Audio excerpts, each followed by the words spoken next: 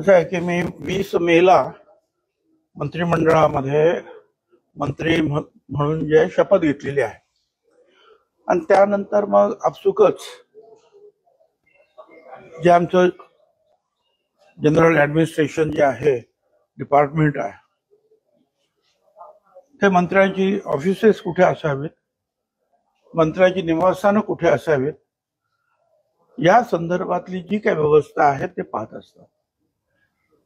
आणि मग त्यांनी मला पत्र दिलं ताबडतोब 15-20 दिवसाने की तुमच्यासाठी जे आहे अमुक अमुक निवासस्थान मुकर्रर करण्यात आलेलं आहे.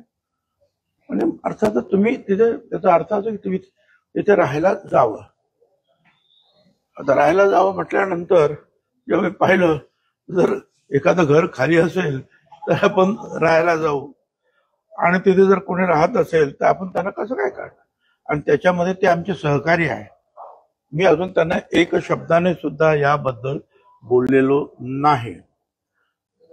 आता ते स्वतः मुख्यमंत्री आणि इतर मंडळी त्याच्यावर काय चर्चा करतील, काय निर्णय घेतील याची मला काही कल्पना नाही. पण या संदर्भात आपण अजितदादांशी किंवा कोणाशी चर्चा केली आहे?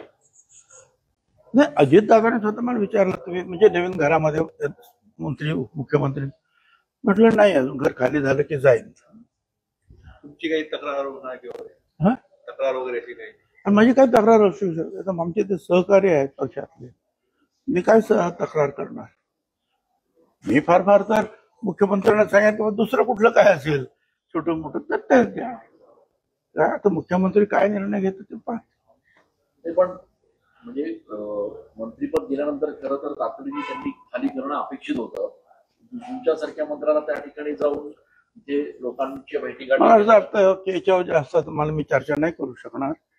हे खरं आहे की 15-20 दिवस काहीतरी 1 महिनाभराची काही मुदत असते. काही लोक आणखी महिना 15 दिवस वाढवून घेतात कारण सामान वगैरे न्यायचं असतं, शिफ्ट व्हायचं असतं. आणि नसेल तर मग त्याच्यावर दंड वगैरे किंवा भाडं वगैरे द्यावं लागतं. पण ठीक आहे, आता जे आहे ही परिस्थिती आहे.